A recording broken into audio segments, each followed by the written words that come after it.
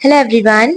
हमारा आज का टॉपिक है biological basis of life. Biological basis of life इसका मतलब क्या है और इस चैप्टर में हमें पढ़ना क्या है। तो बायोलॉजिकल बेसिस ऑफ लाइफ का ये मतलब है कि हमारी जो बॉडी है और माइंड है दोनों आपस में कैसे कनेक्टेड हैं। हमारी बॉडी में अगर कोई प्रॉब्लम होती है, कोई डिजीज होती है या कोई डिफॉर्मिटी आती है तो वो हमारे माइंड को कैसे अफेक्ट करती है। दूसरी चीज, सेम चीज अगर माइंड के साथ होती है तो वो माइंड यानी नर्वस सिस्टम, हमारा जो ब्रेन है उसके साथ होती है तो वो हमारी बॉडी को कैसे अफेक्ट करती है।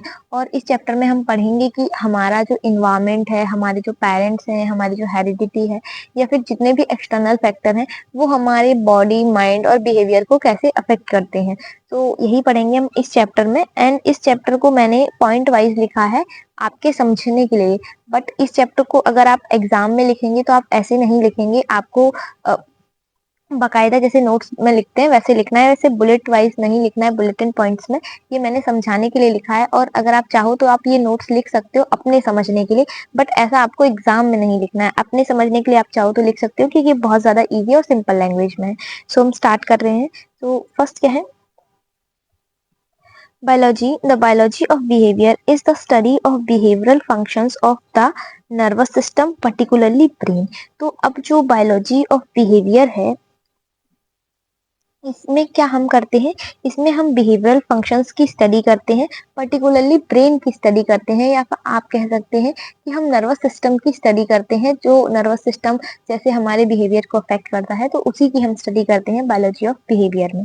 ठीक है, कि मतलब हमारा जो बिहेवियर है उसकी बायोलॉजी क्या है या फिर वो बिहेवियर कहाँ से आ रहा है, हम क्यों वैसा बिहेव कर रहे हैं। तो इसमें हमारी बॉडी और हमारा माइंड कैसे एक्शन कर रहा है तब ये बिहेवियर निकल के आ रहा है। तो वो चीज हम स्टडी करते हैं बायोलॉजी ऑफ बिहेवियर में। ठीक है, नेक्स्ट है आपका बायोलॉजिकल बेसिस ऑफ बिहेवियर। अब बायोलॉजिकल बेसिस ऑफ बिहेवियर यही आपके टॉपिक और चैप्टर का भी नाम है। तो बिहेवियर क्या है यहाँ पे, बिहेवियर क्या है आपका functions of nervous system.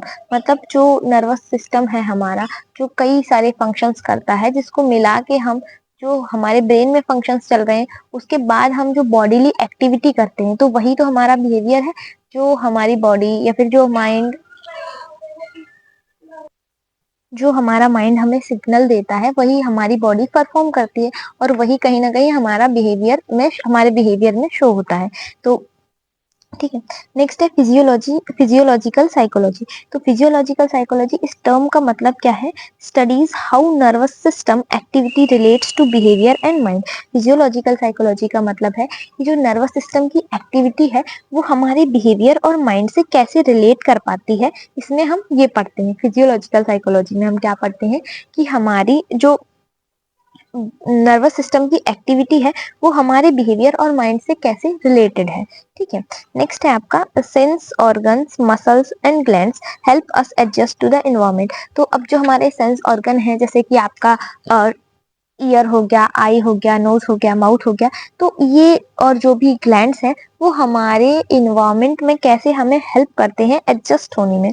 Next है behaviour influenced by body structure, fluids, chemical and mechanical event. जो हमारा बिहेवियर है वो किन किन चीजों से इन्फ्लुएंस होता है, तो ये इन्फ्लुएंस होता है हमारे बॉडीली स्ट्रक्चर से कि हमारी बॉडी का स्ट्रक्चर कैसा है, फ्लूइड से, केमिकल से, मैकेनिकल इवेंट से। अब देखो इस लाइन का मतलब समझो, बॉडीली स्ट्रक्चर मतलब हमारी जैसे बॉडी है, ठीक है। अब जितने भी इंडिविजुअल हैं दुनिया में, जितने भी अर्थ पे एग्जिस्ट करते हैं, सबकी एक जैसी बॉडी तो है नहीं, ठीक है। उसी के अकॉर्डिंग जैसी बॉडी है उसी के अकॉर्डिंग उनकी बॉडी के अंदर फ्लूइड्स हैं। मतलब अलग अलग जो बॉडी फ्लूइड्स हैं उनकी बॉडी के अंदर जो केमिकल है, जो केमिकल रिएक्शंस उनकी बॉडी के अंदर हो रही हैं, जो मैकेनिकल इवेंट्स हो रहे हैं, मैकेनिकल इवेंट्स लाइक आपका जैसे मेटाबॉलिज्म हो गया, ठीक है, मेटाबॉलिज्म हो गया। उसके अलावा जो न्यूरॉन्स का नर्व ट्रांसमिशन होता है, सिग्नल ट्रांसमिशन होता है वो, तो ये सारी चीजें जो मिलके, जैसे फॉर एग्जांपल एक इंसान है जो कि बिल्कुल स्वस्थ है, एकदम सही है, उसके सारे बॉडी ऑर्गन अच्छे से काम कर रहे हैं, ठीक है। तो ये हो गया स्ट्रक्चर। उसके बाद फ्लूइड्स, अब जब वो इंसान ठीक है, उसकी सारी चीजें ठीक है, तो उसके अंदर बॉडी फ्लूइड्स भी ठीक है, ठीक है। उसके अंदर जो केमिकल रिएक्शंस होनी होती हैं एक नॉर्मल लाइफ के लिए वो भी सही से हो रही हैं। उसके अंदर जितने भी मैकेनिकल इवेंट्स हैं वो भी अच्छे से हो रहे हैं। तो ऑब्वियसली वो इंसान जब स्वस्थ है एकदम तो वो अच्छे से बिहेव करेगा। वहीं अगर कोई इंसान है जो कि हैंडीकैप है, ठीक है, तो अब कहीं ना कहीं उसका जो हैंडीकैप है, चाहे वो हाथ हो या पैर हो, तो वो कहीं ना कहीं उसके बिहेवियर को अफेक्ट करेगा। उसके हाथ की वजह से वो बहुत सारी अपने डेली लाइफ की एक्टिविटी नहीं कर पाएगा, तो ये कहीं ना कहीं उसके बिहेवियर को इन्फ्लुएंस करता है, ठीक है। तो नेक्स्ट है आपका मेंटल फंक्शन। अब मेंटल फंक्शन जैसे कि थिंकिंग हो गया, आपका इमोशंस हो गया, मोटिव्स हो गया, एटीट्यूड्स हो गया, इन्फ्लुएंस बाय बॉडीली एक्टिविटी। तो ये जो मेंटल फंक्शन है, ये भी हमारी बॉडीली एक्टिविटीज को इन्फ्लुएंस करते हैं या फिर इन्फ्लुएंस होते हैं। जैसे कि हम जो सोच रहे हैं, कहीं ना कहीं हम वो चीजें हमारे बिहेवियर में शो हो जाती हैं। हमारे इमोशंस हो गए, काफी बार लोग कंट्रोल नहीं कर पाते हैं, कहीं पे भी हम अपने इमोशंस को एक्सप्रेस कर देते हैं और वही हमारा बिहेवियर कहलाता है। नेक्स्ट है बॉडी माइंड रिलेशनशिप। अब बॉडी माइंड रिलेशनशिप क्या है? बॉडी माइंड रिलेशनशिप का मतलब है, देखो, जो हमारी बॉडी है और हमारा माइंड दोनों आपस में कनेक्टेड हैं, जैसे कि मैंने आपको स्टार्टिंग में ही बताया था वीडियो के। इन दोनों एक दूसरे को अफेक्ट करते हैं। तो अब ये दोनों कैसे कनेक्टेड हैं और कैसे एक दूसरे को अफेक्ट कर रहे हैं, यही हम यहाँ पे पढ़ेंगे। Body and mind are inter affect each other, ठीक है, सेम ही चीज है, कुछ यहाँ पे नया नहीं है। नेक्स्ट है mind functions of body not separate. जो हमारा माइंड है वो क्या है? हमारी बॉडी के फंक्शंस ही है, मतलब हमारी बॉडी जो है जैसे फंक्शंस करती है, जो हमारी बॉडी के अंदर रिएक्शंस होते हैं या फिर जो हम सोचते समझते हैं, वही हमारा माइंड है। माइंड कोई अलग से ऑर्गन नहीं है जिसको हम सेपरेट कर सकें। जैसे आप कह सकते हो कि ब्रेन, तो ब्रेन एक ऑर्गन है, ठीक है, हम उसको सेपरेट कर सकते हैं, पर जो हमारा माइंड है, जो हमारी स्पिरिट है, इसको हम सेपरेट नहीं कर सकते। ये क्या है कि हमारी बॉडी का ही पार्ट है, ठीक है। नेक्स्ट है mind sum of processes like thinking, memory, reasoning, imagining, judging. तो ये वही है कि माइंड क्या है? प्रोसेस जितनी भी होती है हमारी बॉडी के अंदर, उन सब के एक सम को हम कह सकते हैं कि उन सबको मिला के हमारा माइंड है। बट ऐसा कोई अलग से डिफाइन नहीं किया गया है कि ये इतना पर्टिकुलर हमारी बॉडी का हिस्सा माइंड है, ठीक है। ऐसा हम मानते हैं या फिर आप कह लो कि ऐसा माना जाता है, साइंटिस्ट ऐसा बोलते हैं, बट हमारी बॉडी के अंदर कोई भी एक पार्ट ऐसे करके डिफाइन नहीं है अलग से कि ये माइंड है। बहुत सारी जो हमारी बॉडी के अंदर रिएक्शंस होती हैं, जो भी हम सोचते हैं समझते हैं, तो उन सबको हम मिला के कह सकते हैं कि ये हमारा माइंड है जो हमसे ये सब करवाता है। नेक्स्ट है मेंटल प्रोसेस। एक second. Mental processes like thinking, reasoning, memory, judging, etc. depend on nervous system and glands. अब ये जो mental process हो रही है, जैसे कि thinking हो गया, reasoning हो गया, memory हो गया, judging हो गया, तो ये क्या है? ये हमारे nervous system पे depend करती है और हमारी glands पे depend करती हैं। Next है body। अब यहाँ पे हम बात करेंगे अलग अलग बॉडी की और माइंड की। तो बॉडी क्या है? Body physical state and organs like mind equal to mental process. तो यहाँ पे इस शब्द का मतलब क्या है? जैसे माइंड, जो बॉडी है हमारी, जो हमारी फिजिकल स्टेट है, जो हमारे ऑर्गन्स है, उन सबको मिला के हम बॉडी कह रहे हैं। और माइंड क्या है? माइंड जो हमारी मेंटल प्रोसेस है, जिस तरीके से हम सोचते हैं, समझते हैं, इमोशंस फील्स करते हैं, तो वो सब क्या है? वो हमारा माइंड है। नेक्स्ट है हार्मनी। अब हार्मनी का मतलब क्या है? हार्मनी आप कह सकते हो बैलेंस या फिर एडजस्टमेंट। बैलेंस, जब हमारी बॉडी और माइंड दोनों अच्छे से एडजस्ट कर पाते हैं एक दूसरे को, या फिर दोनों बैलेंस में रहते हैं, तो क्या रहता है? तो हमारी बॉडी बैलेंस में मतलब रहती है, हमारी हेल्थ अच्छी रहती है। वहीं जब ये डिसहार्मनी हो जाती है, दोनों का कोऑर्डिनेशन बिगड़ जाता है, बॉडी का या माइंड का, तो क्या हो जाता है? तो ये डिसबैलेंस क्रिएट करता है, डिसहार्मनी क्रिएट करता है, जिससे क्या होती है? इलनेस, क्या होती है? बीमारी होती है। एग्जाम्पल से समझो, जैसे अगर किसी का ब्लड प्रेशर इंक्रीज हो गया, अगर उसका ब्लड प्रेशर इंक्रीज हो गया, तो वो उसकी मेंटल एक्साइटमेंट को अफेक्ट करेगा, या तो बढ़ाएगा या तो कम करेगा, ठीक है। अगर थोड़ा बहुत रहेगा तो ठीक है, अगर थोड़ा बहुत एलिवेट होता है तो ये कहीं ना कहीं मतलब अच्छे के लिए है, ठीक है, हमारी मेंटल एक्साइटमेंट को बढ़ाता है। पर जब ये बहुत एक्सट्रीम लेवल पे हो जाएगा तो हम सोच ही नहीं पाएंगे हमें क्या करना है क्या नहीं करना है, तो वो नेगेटिव वे में अफेक्ट करता है हमारी बॉडी को, ठीक है। सेम यहाँ पे है ब्रेन इंजरी। अब मान लो किसी को ब्रेन इंजरी हुई है, तो ब्रेन इंजरी कितने भी लेवल की हो सकती है। मान लो थोड़ी बहुत अगर माइनर है तो कोई प्रॉब्लम नहीं, बट अगर ये सीवियर है तो ये कहीं ना कहीं हमारे इंटेलेक्चुअल फंक्शंस को अफेक्ट करेगी। इंटेलेक्चुअल फंक्शंस क्या होते हैं हमारे? जैसे हमारी थिंकिंग हो गई, मेमोरी हो गई, कॉग्निटिव थिंकिंग हो गई, ठीक है, तो ये सारी चीजें। नेक्स्ट है effects on off body on mind. तो अब बॉडी का जो है हमारे माइंड पे क्या इफेक्ट पड़ता है?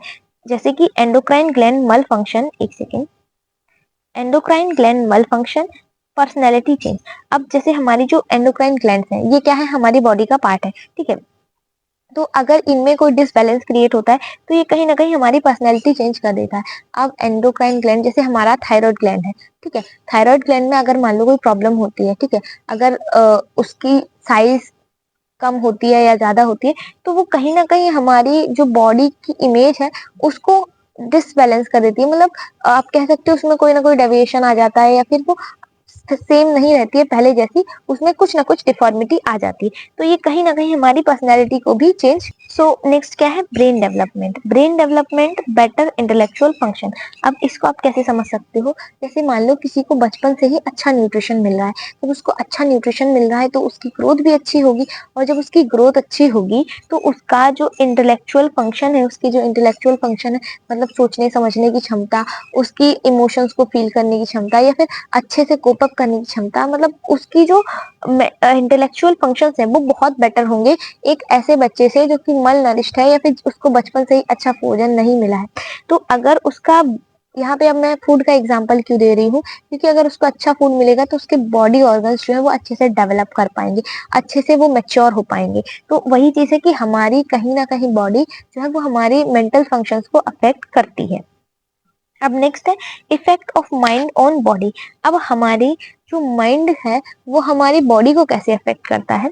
जैसे निगेटिव इमोशंस हो गए, जैसे कि आपका फियर हो गया, एंगर हो गया, वरी हो गया, तो ये क्या करते हैं, ये कहीं ना कहीं हमारी बॉडी को अफेक्ट करते हैं। अब जैसे हमें बहुत डर लग रहा है, या फिर हम बहुत गुस्से में हैं, या फिर हम मान लो बहुत ज्यादा चिंतित हैं, तो उस टाइम पे क्या होगा, हमें नींद नहीं आएगी, हेडेक होगा। तो ये जो हेडेक है या फिर नींद नहीं आना, इंसोम्निया है, तो ये क्या है, ये हमारी बॉडी को ही अफेक्ट कर रहा है, ठीक है।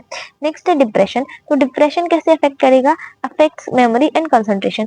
जब इंसान डिप्रेस्ड होगा तो उसकी मेमोरी भी वीक हो जाएगी, दूसरी चीज वो कंसंट्रेट ही नहीं कर पाएगा किसी चीज में। तो ये प्रॉब्लम तो माइंड में है, बट उसकी वजह से हमारी बॉडी भी अच्छे से फंक्शन नहीं कर पा रही है। नेक्स्ट क्या है, साइकोसोमेटिक मेडिसिन। अब साइकोसोमेटिक मेडिसिन क्या होती हैं, सबसे पहले ये समझो कि साइकोसोमेटिक मेडिसिन की जरूरत पड़ती कब है। तो study of physical illness by caused by psychological factor. अब जो साइकोलॉजिकल फैक्टर्स होते हैं जिनकी वजह से फिजिकल इलनेस कॉज होती है, उनकी स्टडी को हम कहते हैं साइकोसोमेटिक, ठीक है। और जो मेडिसिन इसके ट्रीटमेंट में यूज होती हैं उनको हम कहते हैं साइकोसोमेटिक मेडिसिन। क्या कहते हैं हम, साइकोसोमेटिक मेडिसिन।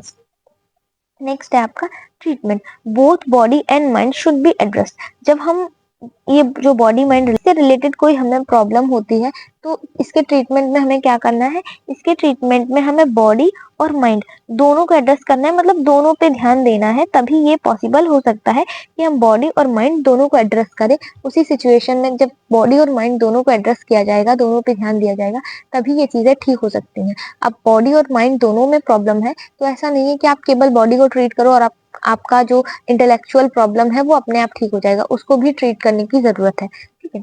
तो आज की वीडियो में हम इतना ही कवर करेंगे, बाकी और भी पीडीएफ है, बट इसको हम कभी नेक्स्ट वीडियो में कवर कर देंगे। पहले आप बताना कमेंट में कि आपको इतना जो मैंने समझाया है कि आपको समझ में आया है। अगर समझ में आया होगा तब भी बताना, नहीं आया होगा तब भी बताना, ठीक है। और इसकी पीडीएफ जो है वो मैं टेलीग्राम चैनल पे सेंड कर दूंगी। सो आज की वीडियो में इतना ही है, मिलते हैं नेक्स्ट वीडियो में, बाय बाय।